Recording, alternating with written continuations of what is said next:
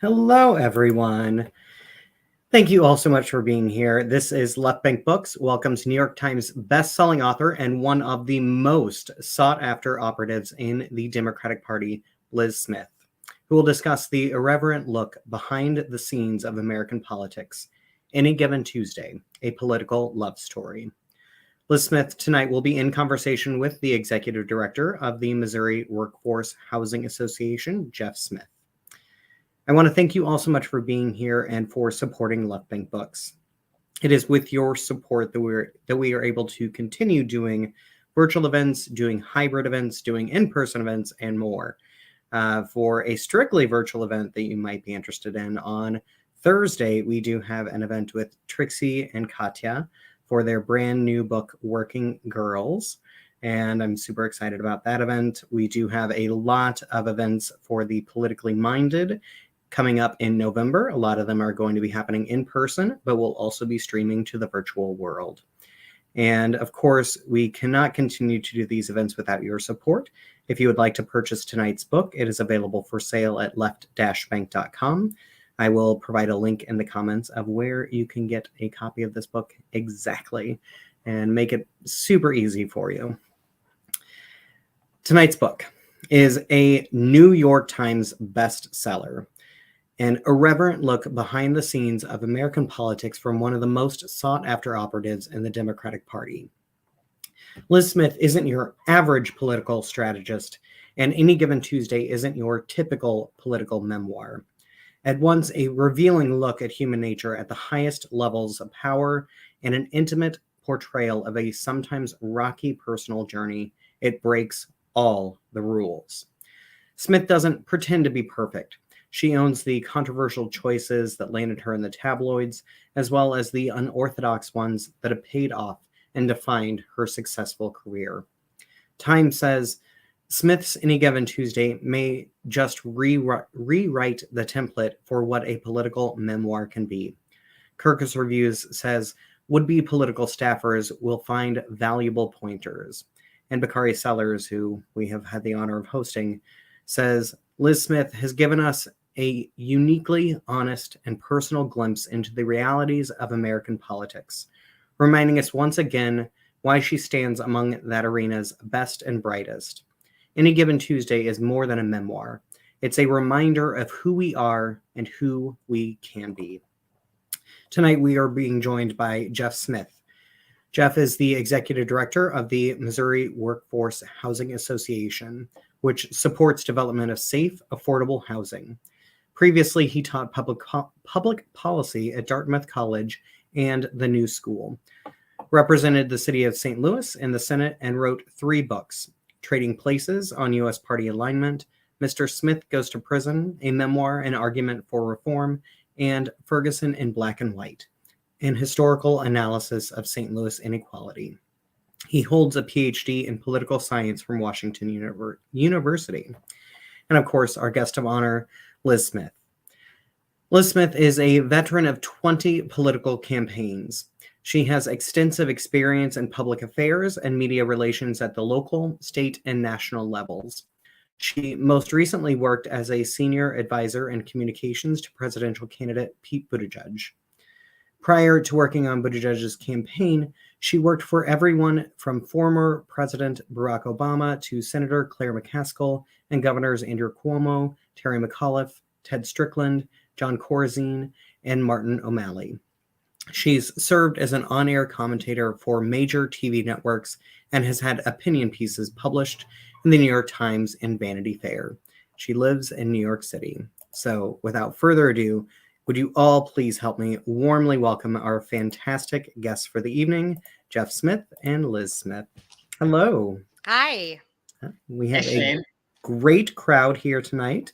I'm excited to see such a fantastic crowd for a virtual event. Again, we haven't done a strictly virtual event for a little bit, so I'm super excited to have you here tonight. Yeah, and I just want to say before Jeff starts, thank you for having me. And I'm glad that we are doing this virtually because I am dealing with a nasty case of COVID at the moment. So good reminder to everyone to go out and make sure that you get that latest booster because this is not a fun one to deal with. Yeah, absolutely. Well, you don't look like it. You look great, Liz. It's good to see you again. Thank you. So I will just start by saying when this book came out and I got it in my hands, I read it in about 24 hours. And it's as proud as I've ever been of one of my former students. You're It, sick. it is a triumph. So, and we'll get to that in a minute. But let me just start by asking you, Liz, tell us how you got interested in politics in the first place, because you were a little bit of a political prodigy, weren't you?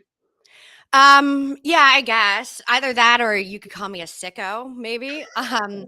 But I really did start to my first memory of politics, and really following it closely was the 1992 Clinton Bush general election. Actually, that primary, even with when Bill Clinton was running against Jerry Brown and God, who else was in that? Bob Kerrey, I think, and folks like that. But and I really followed that campaign closely. And my parents were very into politics. And so I knew that this was really, really important, heady stuff that would impact the future of our country. But then I also, right after the campaign, I watched the documentary The War Room, which focused not on the candidates, but on the behind the scenes machinations of the Clinton campaign. So you had a focus on George Stephanopoulos and James Carville. And I found what they were doing to be as interesting and as thrilling as what I saw the candidates doing. And that's sort of when I first got my taste for American politics, but I also got a taste of how male dominated it was. And, the only woman you saw in that documentary who had extended airtime was Jennifer Flowers. And one of the things I wanted to do when I was writing this book was to write sort of an all access, not self sanitized book about what it's like behind the scenes from a woman's perspective, because we really don't have a lot of tales of that. And it was sort of fun getting to do that.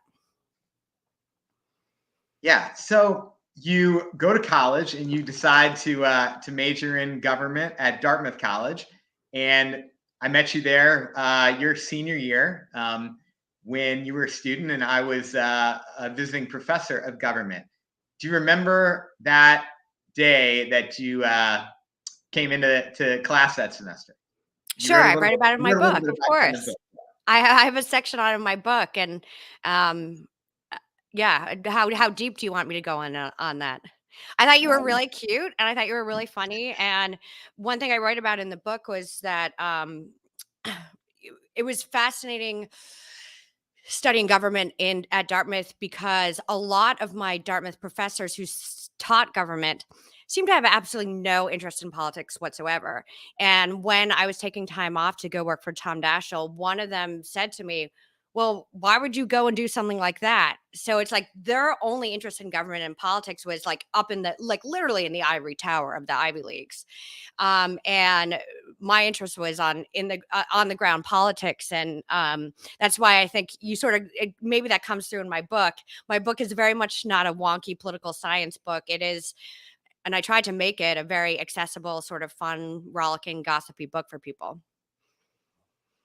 Yeah, I remember when you came into that class that first day, one of the icebreakers was that every student had to say a campaign that they were interested in. And you came out with John Corzine's gubernatorial race in 2005, which ended up to be eerily prescient because you would end up working on his reelection campaign 4 years later as his press secretary. Yeah, it wasn't like the sexiest race, I would say, of the 2005, 2006 cycle. But, I'm from New York, and there was something always fascinating to me about John Corzine and just generally about self-funders. A lot of them, they have a lot of money, and they're oftentimes people who are very, very smart, because unless they inherited their money, they had to earn it somehow. But oftentimes you can be really smart. You can be the titan of an industry. He had gone from, growing up on a farm in rural Illinois to being the CEO of Goldman Sachs. But as I write about in my book, that talent didn't really translate into the political stage. And he was, I would say at best, a pretty wobbly political communicator, but it was an important governor's race. And as I talk about in the book, the re-election campaign he had in 2009 ended up being much closer than people thought it would be. But it did lead to the rise of Chris Christie, which I also say, I think sort of paved the way for the politics of Donald Trump, where the media sort of glorifies these like sort of grotesque, in your face, rude, Republican candidates whose brand is built not on how much they're helping people, but how much they hate the people that the Republican base hates. Very well said. So after your time at Dartmouth, let's kind of pick up and run through some of the different campaigns that you've worked on. After you graduated from Dartmouth, you came back to St. Louis with me. Yeah. And you became the second staffer for Claire McCaskill's 2006 U.S. Senate race. And I remember you came to dinner over at my parents' house. And I remember that because although my mom, who I think is listening tonight, doesn't follow politics very closely, she was very prescient in a couple ways. Number one, she warned me not to ever run for office. So she was probably right about that. But number two, she helped frame the challenge that you had ahead of you working for Claire against U.S. Senator Jim Talent. Talk about that. Right. And if Mrs. Smith is on, hi, Mrs. Smith. And I used you in the book because I thought it was a perfect encapsulation of the challenge that we faced. And I talk about how I sat down for dinner. I had just started working for Claire. It was my first time working in a press job, meaning that, I was there to sort of transcribe interviews, deal with the press a little bit, sort of be the person who can make sure that press gets to events, write press releases, all that sort of stuff. And she sat down and asked how the campaign was going, and then just volunteered her thoughts that, that it was going to be a tough race because that Jim Talent, he's a moderate, he's one of the good guys. And it was clear to me from a little bit before then, but certainly after that conversation, that would be a big challenge in the race, that Claire wouldn't be able to go out and run those like super scary ads where you make your opponent seem like, they're a serial killer or going to kill your puppies or whatever, as Dr. Oz literally did in Pennsylvania. But, and that we would have to win this election by running on the higher ground and saying, well, we know Jim Talent's a nice guy. He's just not on your side. And it shows you some of the challenges in campaigning that, yes, sometimes you will have opponents that you can sort of turn into these monstrous caricatures, but Talent wasn't. And so the terrain that we had to fight on was not going to be one of character. It was going to be one of issue and policy preferences. And, Claire ended up making a very compelling case, and that's why she was able to win by, I think, just over 2 points in 2006. So you can call me a homer because I'm from Missouri, and you've ribbed me a lot over the years for being a guy from the Heartland, growing up right outside New York City. But I will tell you that I think in a parallel universe, Claire McCaskill and not Hillary Clinton could have been the first woman major party nominee for president. I think she's the most effective. She lost her race in 2018 because this state has gotten so red over the last 20 years. But I think she's as effective a political communicator as we have had in this country in the last couple of decades. What did you learn from her in that race? Yeah, well, she had this famous quote in 2008 when Barack Obama, who she endorsed, went out on the campaign trail and said something really clumsy. And in his walk back of what he said, well, maybe I could have gotten my syntax a little better. And she tells a story about how she called him up and was like, Barack, where I'm from, a syntax is what you put on cigarettes or beer. Like, don't use words like that.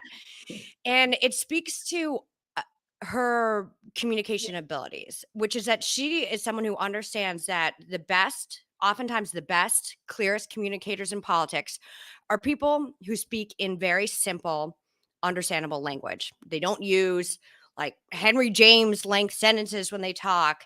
They don't use SAT words when they talk.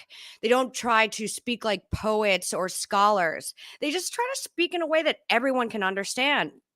And it's really important because let's think about all the political debates out there and how hard it is to follow all of them, whether it's going on with foreign policy, domestic policy, healthcare policy, economic policy. It's exhausting even for people like me who are in the business to keep up with all of these debates. And so she understood that a really, really important part of politics is communicating. And a really, really important part of communicating is simplicity.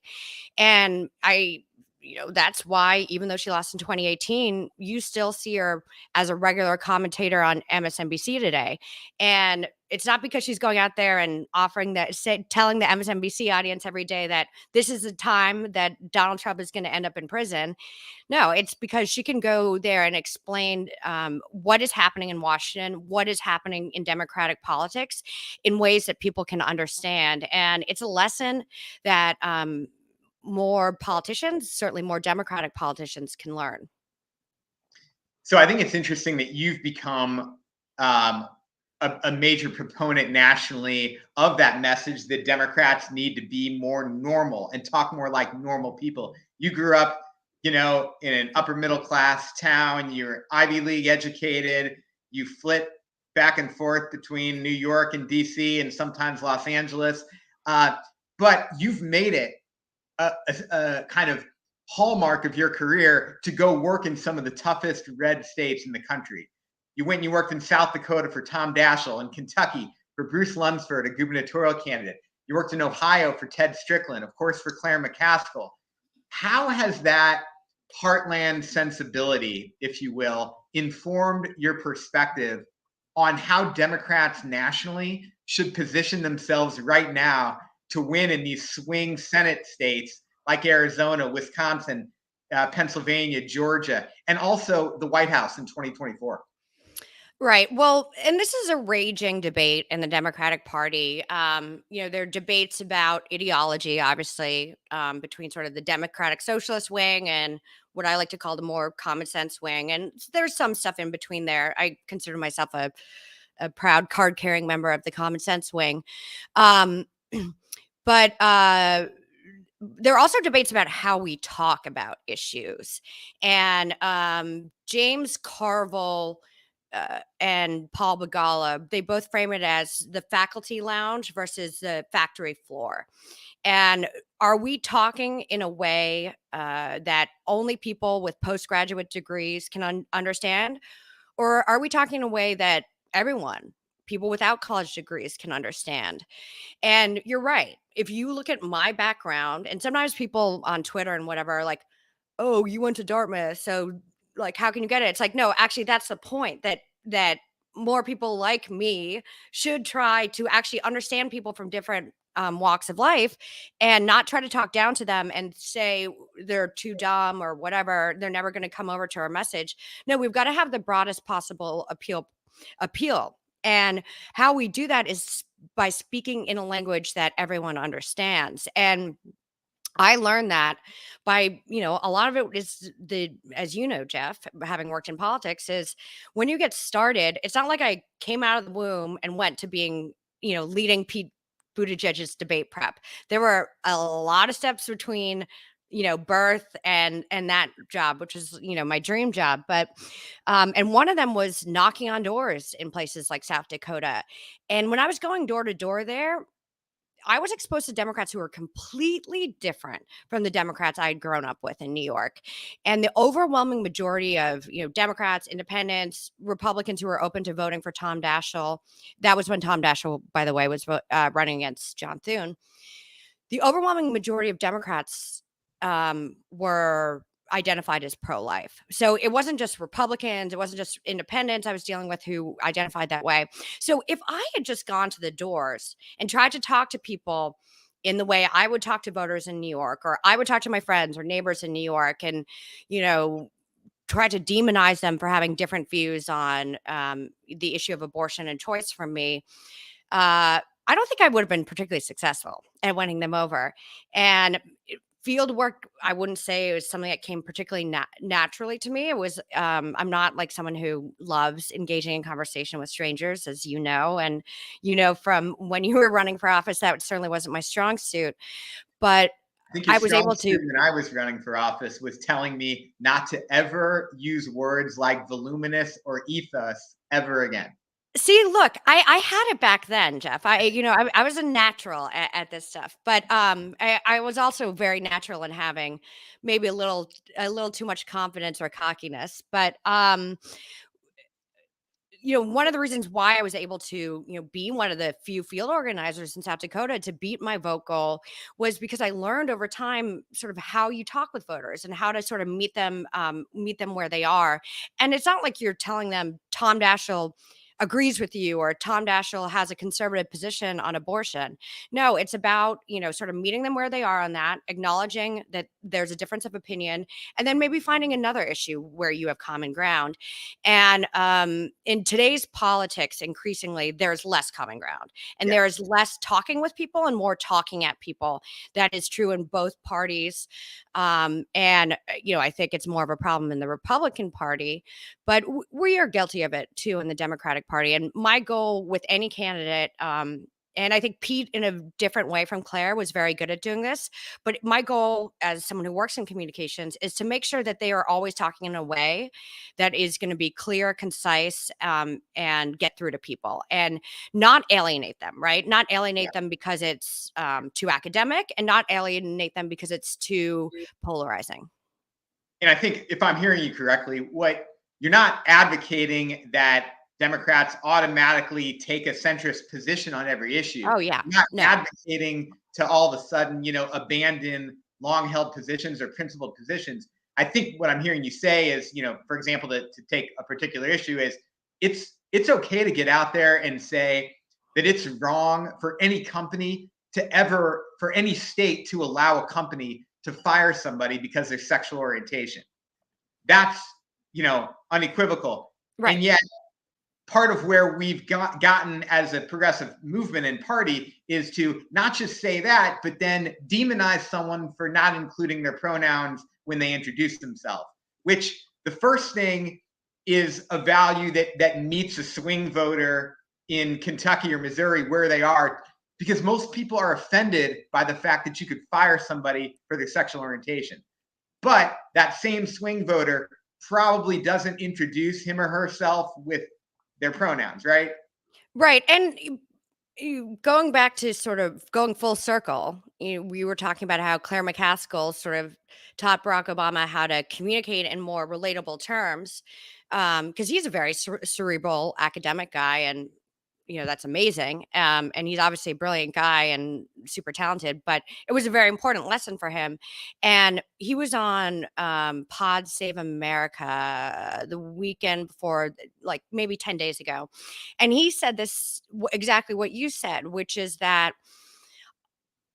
society changes. And if someone is, 80 years old, and they've lived their life in sort of one society and they're trying really hard trying to teach them all of the most up-to-date language on all of the social justice issues would be like trying to teach them Spanish overnight. And so if they don't get things perfectly, don't demonize them. Don't say they're not welcome in our party or that they're bigots. We got to have a little bit of grace for people, and not just immediately make people feel unwelcome or like they're looked down on. And it's really important for the Democratic Party because we are trying to say we're the party of the future. And the future can be sort of scary to people when you hear this stuff about, green energy. To people who work in the energy industry, then they think, okay, well, there's not a place for me there. So you've got to frame green energy in terms of jobs. But with society changing so much, and I think for the better and becoming more inclusive, we've got to also realize that we need to give people grace and space to come along with us, and that's and not try to push them away if they don't get every phrase perfectly right, and that people will see a place for them in the future if we sort of give them that room to do that. No, I think that's right. And a useful reminder for me in my own life, dealing with my father, asking about Face Page and Twitter. Right. I wanted to give him a shout out since I gave my mom one. It's good. Hi, Mr. Smith. So you referenced President Obama in your last answer. I want you to give us 60 seconds on what it was like to do rapid response for Obama, because that is probably the most intense position on any political campaign, but especially on a presidential campaign. Take us behind the curtains. Tell us what that's like. Yeah, so just quickly for people who aren't like up to date or, in the weeds of politics, when you run rapid response for a presidential candidate, you are the person who is responsible for responding to all of the opposition's attacks, but also launching all the attacks on your opponent, whether that's responding to events that they're doing, placing negative stories about them in the media, just making sure that their vulnerabilities are out there. And it's a really, really important job. And it was a really important job in 2012 because no president had been reelected with unemployment as high as when Barack Obama was reelected. And he understood that if this election were just defined as a referendum on him and his record, that he would lose. And that his path to victory relied on making this a choice between him and Mitt Romney. And so we went out. My job was to go out every day and prosecute an economic case against Mitt Romney, which is that, he's saying Barack Obama's a failure on the economy, but Mitt Romney has no plans. And to the extent that he has a record on this, it was as a private equity guy who had bought companies and laid off workers and sold them to make profits, and also to prosecute the social case against him that he was out of touch on marriage equality, on abortion, on immigration, which sometimes is seen as a social issue. Back then, we sort of put it in that bucket. But what was fascinating there, and I'll be quick here, was that 2012 was the first election cycle where Twitter was a factor in the presidential race. So traditionally, if you're in my job, Mitt Romney goes out, he does an event, says a bunch of stuff saying Barack Obama is the worst president ever on the economy. And then, an hour later, I email out a press release. And that's how stories get written. But one thing I realized early on with Twitter is that we could sort of hack the process a little bit. So if Mitt Romney said something really dumb in an economic speech, for instance, once he made a joke about birth certificates, right? And this is after, the Trump birther stuff, after Barack Obama had produced his birth certificate and Mitt Romney was trying to come across as more of a moderate. I could just tweet, I could have my team pull the video, tweet it out. And by the time Mitt Romney gets to the rope line, all the reporters who are there to cover what they think is an economic event instead are yelling questions at him about his birth certificate comment. So it was really fascinating in getting to learn sort of the rhythms of the media and how you could use the media and the new ways of media to really change the conversation. Now, that was good back then, at least from my perspective, but we've seen now how that's been used to bad ends by bad actors in politics, and you now see out of context clips, deceptively edited clips going halfway around the world before they're ever corrected, and where people will believe them now to this day. And social media can be a force for good, but it can also certainly be a force for bad in American politics. So, Liz, there was a moment there in 2012 when you probably knew more about Mitt Romney than Ann Romney knew about Mitt Romney. Oh my God. I listened to every single speech he gave, except for maybe like two. And it was like when I was at my brother's wedding, when I was at something else. I think one day I had like 104-degree fever. But otherwise I watched everything, and, I read all the Oppo book on him. So yeah. And so you knew every flip flop, and there are a lot of them on gay marriage, on abortion, on immigration, all of them. And yet, in the age of Trump, he has turned out to be one of the Republicans with the absolute most gumption in standing up to Trump. Did you see that coming? No, but I also didn't see Donald Trump coming. I don't think any of us saw Donald Trump coming pre 2015, when he came down that golden escalator. And it speaks to what a radical turn the Republican Party has taken, that Mitt Romney, who in 2012 was by far the most conservative nominee that had, outside of like Goldwater or whatever, that he today is sort of seen as this bastion of decency. And one thing I would say about him was, you know, we made the 2012 election mostly about his record at Bain, about his interesting record in Massachusetts as governor, where in some ways he embraced some of policies like universal health care that would then become the model for Obamacare, but then was sort of a failure in terms of creating jobs. And we made it about his extreme social positions, but we didn't go out there and say Mitt Romney is a really horrible guy. It was sort of a Jim Talent situation. So he was, by and large, I mean, he had some like pretty low moments during that campaign, but he was largely seen as being a fairly decent guy. But it does show you how far the Republican Party has come, that he looks like relatively reasonable. Now, I would also note, though, however, that he is still someone who is for, a ban on abortion under, I think, almost all circumstances. He is still against marriage equality. So it's not like he's That was some actually liberal hero now, but actually one of his he, best lines ever was when he said, on the issue of marriage equality, I believe that marriage should be between a man and a woman and a woman and a woman. right. That was good. It was good. But I do think we have to acknowledge when Republicans like Mitt Romney do show courage and show moral clarity on issues like impeachment. Liz Cheney did that as well. And my God, if there are anyone who I would have said I would be less likely to say positive things about, it would be Liz Cheney. But as Democrats, we sometimes are not good at accepting allies over to the cause. And when people do show some political courage, we should reward it and praise it. Okay, so you referenced Trump there. Let's fast forward to December of 2018.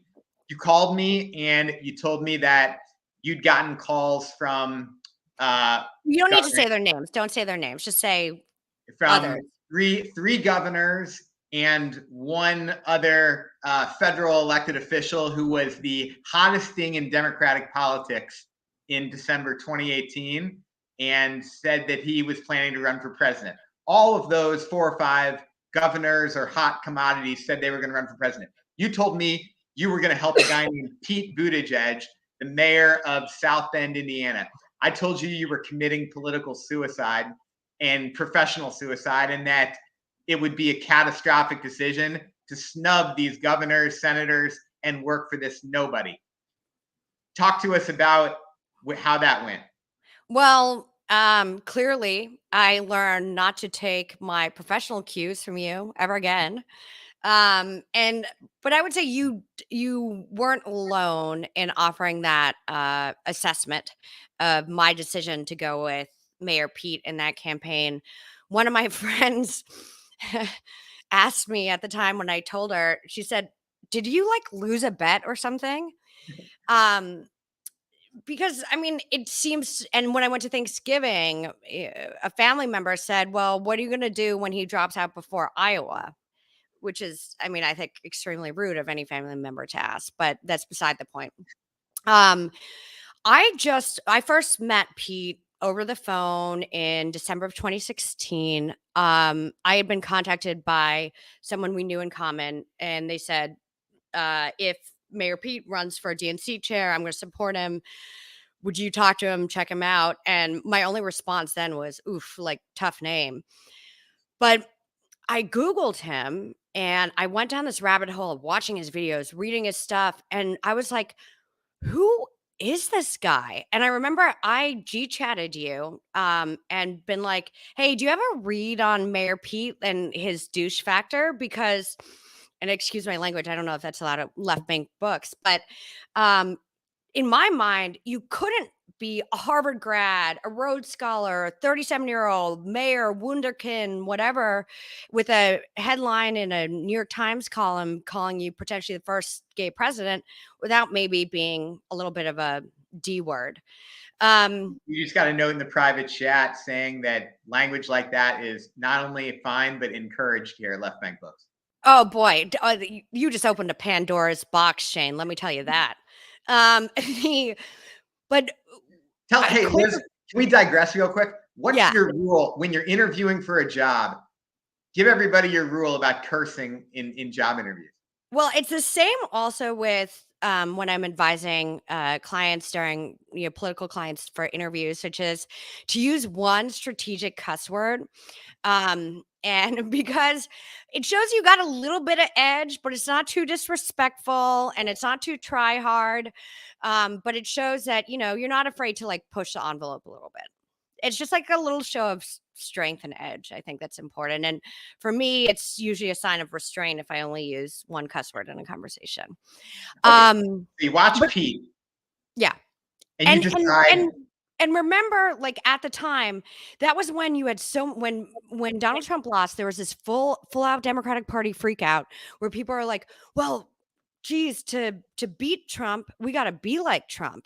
And, we got to kick him in the nuts every day. And we got to go on TV, light our hair on fire and, call everyone a racist, sexist, homophobe, white supremacist, whatever. And Mayor Pete had the complete opposite approach, which was not to yell and scream about him, but actually to go out and not have all of your communications rotate around him, because what Trump feeds off is outrage and people being outraged by him. But to go out and talk to voters like, I don't know, like they're intelligent, rational adults, and go out and make the case for democratic policies, in a way, and in a way that could attract people from all different sorts of backgrounds. So I found that very appealing. It was very different, and people thought he wouldn't catch on because it wasn't yelly, screamy. But why it was able to catch on was because it was like counter programming. And David Axelrod, who's one of my mentors, always talks about the theory of opposites. With presidential races, you switch between the electorate chooses opposites, right? You went from Bill Clinton to W. You went from W to who's like this shoot from the hip cowboy, to Obama, who is very cerebral, from Obama to Donald Trump, who that's a huge contrast. And our bet and my sort of rationale for why I wanted to work for Pete and why I thought he was the best candidate was that he was the most the most opposite of Donald Trump that you could imagine. A young, service-oriented veteran from the Midwest, kind, decent, openly intellectual, and someone who was deeply empathetic and had a unique communication style. So I just had a gut, despite what you thought, I had a gut feeling that he was a really, really special and talented communicator, which now I think everyone knows, but that he would be able to break through because of that. And because he was such an effective communicator, you developed this really innovative kind of model. Well, actually, it was innovative, but modeled a little bit after what John McCain did. But you took that a step further and you took it into the digital age, the age of podcasts, such that, the philosophy being go everywhere. I don't care if it's a sports podcast or TMZ or what it is. Tell us why that worked with Pete. Right. And so it's, as you can imagine, I got a lot of calls between 2020 and now from candidates they all think, oh, okay, well, I can be the new Pete. I can do this. This would work for me. I just need to get on all these podcasts. And, I regret to inform them that's not exactly how it works. And some strategies, and I appreciate like the recognition of the strategies, but some strategies are unique to certain candidates. And it worked with Pete because he is someone who is very quick on his feet in an interview. I think, the Democratic Party, our most talented orator is Barack Obama, but our most talented, TV communicator in terms of interviews is Pete Buttigieg. And why is that? He's someone who, one, is really quick on his feet and knows how to sort of pivot with arguments. And that's why he's so good on Fox. He's someone who also just speaks in beautiful paragraphs, not like the Henry James ones, like that I was talking about earlier. He's very good at distilling complex ideas into, more simple thoughts that people can understand. But he does not have that sort of frenetic style like I do and say all the ums and uhs and ands. And so that's really good. But he just has a really unique way of framing things, and a way that is not polarizing, and in a way causes people to think, and in a way that is oddly appealing to Democrats, independents, and Republicans. And that's why we could put him on really erudite podcasts, but also put him on sports shows, put him on entertainment shows, because there is something very compelling when you watch and hear him speak. How do you coach a cerebral candidate like Pete to be relaxed, authentic, but not as cerebral as, he kind of is?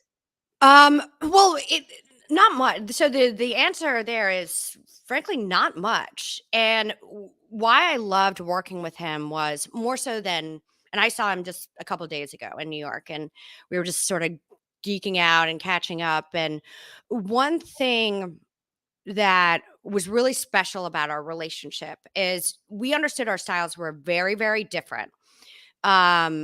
But that like we could each make a little bit better because our styles were different. And what I helped him do was take his really natural, very polished style and just make sure that it was a little bit more tailored for TV. Like get out a point a little quicker in a debate, get out a zinger a little quicker.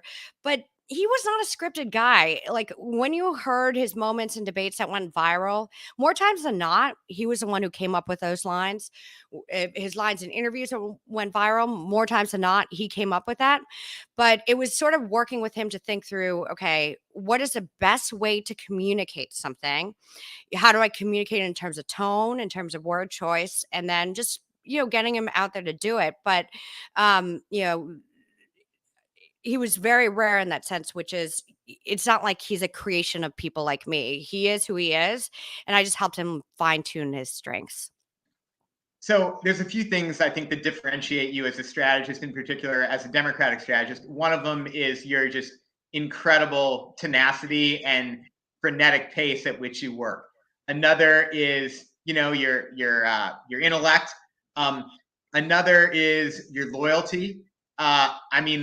You will go down with anybody. You don't ever, jump off a sinking ship. I know when I went through tough times in my life, even though our romantic relationship is over, you were always there for me.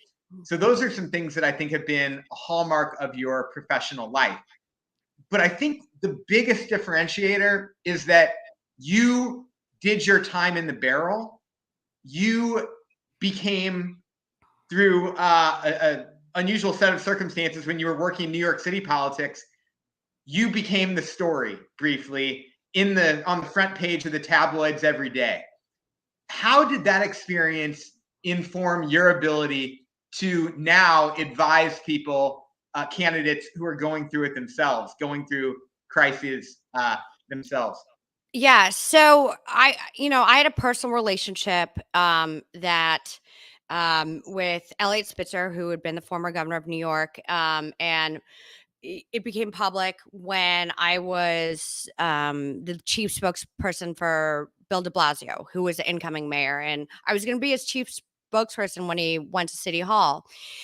But as soon, within days of this news becoming public, I'm on the wood of the New York Post Daily News. That's New York Talk for front page. And the New York Post ran headlines about me saying like, ho, ho, ho on Christmas, like subtle guys.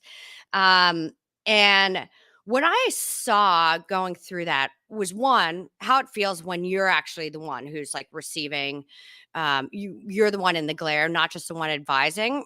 In the past, I dealt with people who had a lot of personal issues, anyone sort of under the sun that you can imagine. And I think I'm someone who in crisis actually is sometimes when I'm the coolest, is when I'm the calmest. But I had never dealt with it before myself. And so, one, I learned what it really feels like and the personal toll it can take on you, the personal toll it can take on people around you. And the sort of lingering effects of it, it doesn't go away. And after a day or two, I had horrible insomnia for months afterwards and horrible anxiety. that I had to seek, medical help for. So it informed my view of that, but also my view, and I think I had been loyal before that, and I've always considered myself a loyal person. But in that moment, I saw so many people that I considered friends, political, like professional colleagues, people who I would have gone out and helped no matter what, who sort of abandoned me, who uninvited me from parties, like really good friends, or who said, "How could you do this?" Like blah blah blah, or didn't return my calls. And to the first thing I learned, like when you're going through this moment of personal isolation, and alienation, and feels like no one knows what you're going through, when seeing my friends, especially in politics, sort of just be nowhere to be found, it really made me feel like, well, whenever anyone else is going through a crisis, I've got to be there for them. Later, that would come back to bite me in the ass because I think I took some of the wrong lessons from it. Yeah, no, that makes sense. Well, I know that was a difficult time for you, but even before you went through that, in my very difficult time, I mean, I had 9,000 numbers in my cell phone and 8,000 people I didn't hear from again. Right? We Right. go through those, but even in the darkest days, you were always there, and I appreciated that. So let me go to Shane for some audience questions, and then come back to me, and I'll wrap up after some audience questions. Shane? All right. So we are still waiting for some audience questions to come in, but I have one of my own. First off, Liz, I want to thank you for some of the fantastic things that you have done as someone who got to meet Claire McCaskill on the campaign trail and was quite smitten. And also, I can speak for my partner, Pete Buttigieg. Like, he's a big fan. Big. Oh, nice. Love him. Yeah. And that's because you were able to hone his message and give him a voice that hit really hard with Midwestern people like ourselves. My question for both of you, actually, for specifically you, Liz, is for people who might be considering running for politics, we need to have young voices, we need to have diverse voices, we need to have voices that are not coming from traditional backgrounds. What is the piece of advice that you might give to someone who's considering running if they don't have what might be considered to be like a crystal clean background? Right. And I mean that's a really good question. And let me just take a step back, because oftentimes in democratic politics or in politics, there's a question of and why I think it's really, really important to have diversity on campaigns in terms of age, in terms of, race, in terms of gender, in terms of, sexuality, all that sort of stuff, in terms of geographic, where you grow up, because people in the Midwest are very different from people in the Southwest, are very different from people in New York, are very, you get the point, is because if you are advising a candidate like who's running for president, they need to be able to draw on people who have all these sorts of different life experiences and who can speak to what it's like to be a woman, what it's like to be a Black person, what it's like to be an openly gay person. You get the drift. And if that's important for advisors to candidates, then it's certainly important for the people who run for office, because we don't just want one type of person to run for office, like the person who was always student body president and has, and if we do that, we'll just end up with Josh Hawley, at every position. And tell me how that worked out. So, but like one thing I am brutally honest with, because I go to a lot of college campuses and certainly with this book, and I talk about is it's really tough in a way that what didn't exist when I was first going out for jobs, because Facebook was a little bit of a phenomenon then, but now you've got kids who've got decades of social media history and things that they don't even remember tweeting when they're 16, and they're working as a field organizer for a presidential candidate, and Fox News finds one of them, and it's like it could be game over for them. So however, that being said, I would say look to examples like Donald Trump, like Herschel Walker. Like, these are not perfect people. These are people who have been hit with a lot of personal attacks. And my personal view is that on the Democratic side, that not that we need to embrace Donald Trump, it's not that we need to embrace Herschel Walker's, but that we should understand that not every person who's running for office is going to come with a squeaky clean bio, or they might have things in their past that are maybe a little bit different, or but that like having that sort of background is really important, and it can add to the real world perspective of elected officials, but versus again having just like all these like sort of bloodless sociopaths like Josh Hawley running around. I'm sorry if any Josh Hawley people are on here, but like and that what I would say for anyone is that if you know that there's that sort of thing in your background, to be very upfront with it about it with voters, and don't wait for your opponent to find it. Don't wait for the media to find it.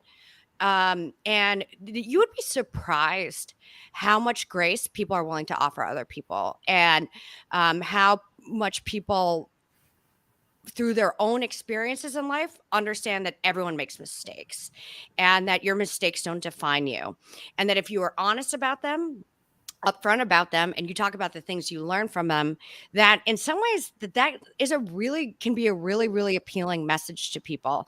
And in this day and age, we cannot like just write off people because of, I don't know, some youthful indiscretion, something they post on social media, an arrest here or there, whatever it is. And our politics will be worse for it if we do that. Question coming in via text. What should the first step be towards rebuilding the Democratic Party in Missouri? Jeff?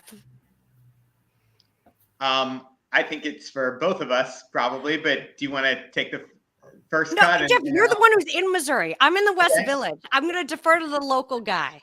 Well, I think one of the local people may want your expertise, but I will say, obviously we cannot keep getting 24% in 80 counties in Missouri. There's 114 counties, and we are doing so poorly in so many of those counties that we need to rack up margins that don't exist in the two metro areas in order to win statewide elections. So we've got to be out in rural Missouri consistently, not just during the election, but actually, talking to voters, listening to voters, and as Liz said up front, talking and listening and communicating in a language that they understand, not demonizing them if they don't automatically take the most up-to-date positions and use the most up-to-date language we use on college campuses at WashU or St. Louis University, but understand that we need to find one or two issues where we agree, and we know those issues exist. We know that when right to work went on the ballot, the progressive position crushed it. We know that when medical marijuana went on the ballot, we know that when the minimum wage went on the ballot, all these issues, the Democratic position won, but Democrats themselves are not winning because our party brand is toxic in most of rural Missouri, too closely associated with the National Liberal Party. So my view on what we need to do next, what we've done the last few weeks, and this, I'm sure we'll get some nasty grams, but Congresswoman Cori Bush went on a tour of the state and went to battleground state house districts, campaigning for our state legislative candidates in swing districts. She's probably the least popular politician in the state because she's so closely associated with messages like defund the police, abolish ICE, defund the military. I don't fault her for taking those positions, and they work just fine in her district, but they certainly don't work in suburban, exurban swing districts, which is where they've gone in the last few weeks. And I think you're going to see Democratic candidates, unfortunately, pay for that because they will be tied to her in direct mail in the next 2 weeks. So, Liz? And what I would just say quickly is we have a problem in the Democratic Party. And by the way, I love the Democratic Party. It's just like, I feel like me talking about the Democratic Party is more constructive than talking about the Republican Party. Because like what Republican in their right mind would listen to a liberal Democrat like me? But is that one of the problems in the Democratic Party that we haven't quite seen in the Republican Party is that sometimes we treat the presidency and federal offices like they're the only ones that matter. And we think, okay, if we've got the White House, if we've got the US Senate, if we've got Congress, well, we are made in the shade. Well, how do you think Republicans were able to overturn Roe v. Wade? It was a 50-year campaign that started at the grassroots, and it started on the citywide level. It started in state capitals and doing these challenges with statewide officials, with attorneys general that ultimately led to the Dobbs case. And we need to apply that same sort of focus to the local level. That means whether it's school boards, city councils, county councils, county legislators, mayors, because you're not going to have a Democratic U.S. senator from Missouri unless you have like a Democratic bench and unless you can fix the brand locally. Because right now, since I've been there, the Democratic Party has just been decimated. And you need to be able to present to the people of Missouri a Democratic Party that, maybe doesn't check every progressive litmus test on the federal level, but that looks and sounds like them, and where you can have a Cori Bush, but then you can also have someone who, has very different views from her, but also is a Democrat. And yes, they might not fit everything we want in a perfect world, but I'm telling you that a Democrat from a conservative district is a hell of a lot better than a conservative Republican from that district. And so I think it takes a little flexibility, and willingness to defer to local people, but also a willingness to really fight on the granular local level and pay attention to the local level in a way that Republicans have, but Democrats have neglected to. Quick comment that my family is in very rural Missouri, and the Dirt Road Democrat is making a comeback, and I see my family actually talking about issues that I'm also passionate about that they have not talked about in 20 plus years. And I do think there are some movement and some things that people like Cori Bush with her abortion, her very strong abortion stance, is coming through to some of those, especially women in rural Missouri. But we are running short on time and there are a ton of questions, but I do want, this is maybe the best question I think ever in a virtual event. Connor asks, what is the best drink for final 2 weeks of a midterm cycle? So what should everyone be going to in the run up to the midterms? Well, water. It's important to be hydrated, especially on campaigns, but with the stress of it. And otherwise, if you're a Democrat on election night, I would say moonshine or ether.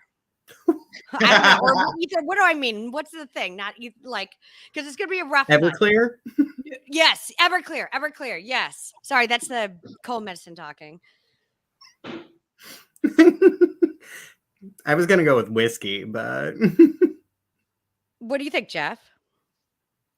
I'm doing a workout thing, a fitness competition called 75 Hard. So no drinking, 2 workouts a day for 75 days. So this is going to be my first sober election night since I was 21. Wow. Before I kick it over to you, Jeff, for one last question, I do want to remind everyone that early voting did start today, if I'm not mistaken, in the state of Missouri, October 25th. So if you are unable to vote in person in the state of Missouri, early voting starts today. Thank you, Shane. That's a great reminder for everyone.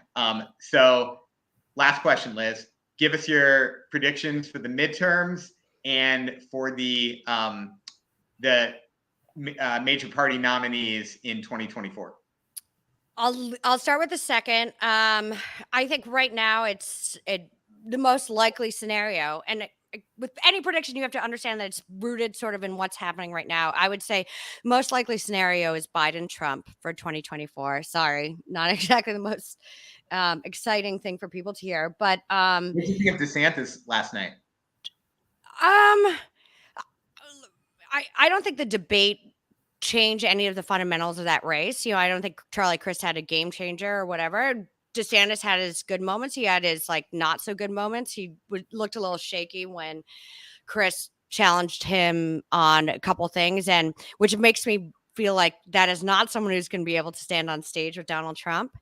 If you get so easily rattled and sort of, wrapped around the axle around when someone says something. But with what do I think is going to happen is I think that Democrats are going to lose the House by a pretty healthy margin. We'll probably lose, 30 plus, I'm going to say guess today, 30 plus seats that we lose in the House. And in terms of Senate races, I think we might hold on to the Senate. And if we hold on, it will just be an even split like it is now. The key races I would watch would be, and I'm very curious to see this because while we were talking, the Pennsylvania Senate debate was happening, and I just looked over. I have 40 missed texts about it. So that was happening, but I would watch Georgia, Arizona, and Pennsylvania, and because if it's a wave, what? You think? And Nevada. Yes, yeah. Good one. Thank you, Jeff. But like we are in real danger at losing those. I think no matter what, Georgia goes to a runoff. And the control of the Senate could come down to that. And in terms of governor's races, we will break largely even. We'll pick up Maryland, your friend Westmore. We'll pick up Massachusetts. We'll hold Pennsylvania. I think we maybe hold Wisconsin, and we definitely hold Michigan, but Oregon, Nevada's just trending is just not looking good for us this cycle. So, but I think we hold it even in the big ticket races, but we get slaughtered in the House. Yeah, with Latino vote trending, a little bit more Republican in the last few years, and that makes Nevada tougher when we had counted on huge margins in that community. So, look, I think just to kind of recapitulate briefly, if we critique any things happening on the Democratic side, it's like you critique the people you love, and it breaks our heart to think that like we could possibly lose to a party that has turned against democracy in a lot of major respects. And so I think your view, and I share this view, is that we can't lose any votes on the margins. We can't make any mistakes. We've got to have our messaging be optimized, for swing voters as best as we can, because we have no margin for error to keep the country and to keep our institutions intact. So, do you want to close, Liz? No, I agree with that. And, regardless of where you stand politically, make sure to go out and vote. That's the most important thing. The second most important thing is to go out and buy a copy of my book, Any Given Tuesday. I really, really love this opportunity to get to speak with you, even if I'm a little under the weather. But I love the questions. And Jeff, always joy to speak with you. And Shane, thank you so much for moderating this. Link is in the comment for the book being available for sale at Left Bank Books. I want to thank everyone for being here this evening, for asking really incredible questions, for supporting Left Bank Books, and for helping to change the world for the better. So I want to thank everyone for joining us this evening, especially you, Liz and Jeff, and hope to see you next time. Have a great rest of your evening. Thank you, Shane. Thanks,